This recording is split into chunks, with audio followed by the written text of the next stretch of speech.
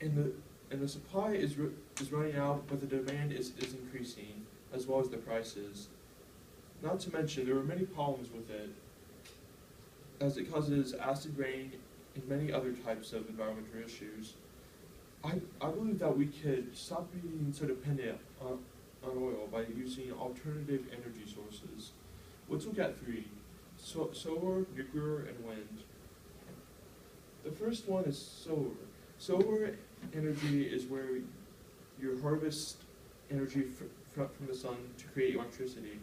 It's a very valuable source because the energy is renewable, meaning that we can never run out, because the sun's forever, basically. And then there are also many pros with this. The, the maintenance to maintain the devices, the solar panels, is very low. Not to mention, it can help reduce electricity costs. One other key big pro to this is that we also get financial support from the United States government. However, there are also some cons as well. The equipment, such as the solar panels, is very expensive. And it's also very expensive to store the energy as well. Storage is also a big issue, not because of its cost, but because of the amount, because of the size.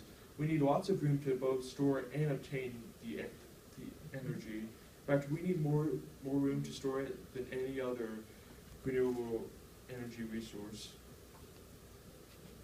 The next one is nuclear energy. Nuclear energy has been talked about for quite some time, but a lot of people still don't know what it is. For those of you who don't know, nuclear energy is when you split atoms apart and then you collect the energy from that separation. This is called nuclear fission. It's very valuable just because, just like solar and energy, it causes very little pollution. And there are also many pros as well. Nuclear fission, the process in which it takes to create nuclear energy, gets us 10 million more amounts of energy than those of fossil fuel particles, such as oil. And also, the production of nuclear energy is very flexible, meaning that we can easily increase the supply or decrease the supply depending on the demand. However, there are some problems with this as well. As we've all seen in the media, nuclear energy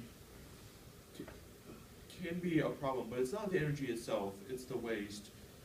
The waste is very toxic to humans, as we've seen on The Simpsons with the three-eyed fish. And not to mention, there are many accidents that can happen with this, very many deadly accidents. One of the most famous, of course, is Chernobyl over in the Ukraine.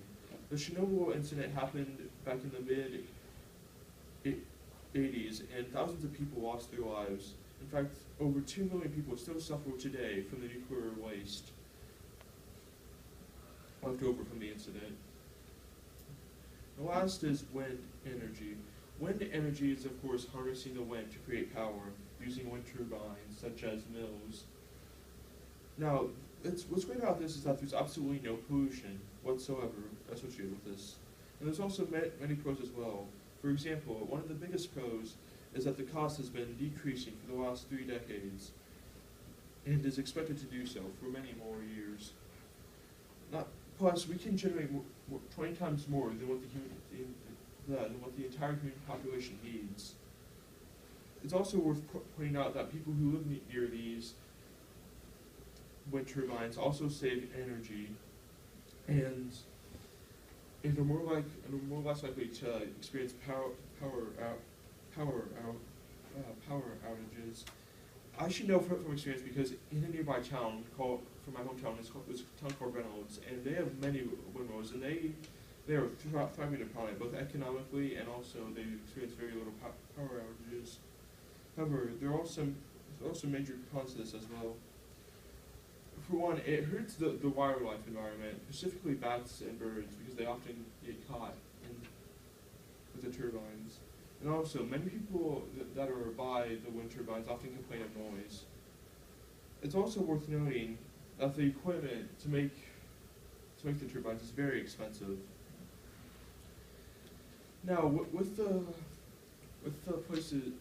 sources that I've showed you here, I believe that we can create better alternative energy sources than oil, but it's up to us to decide which ones.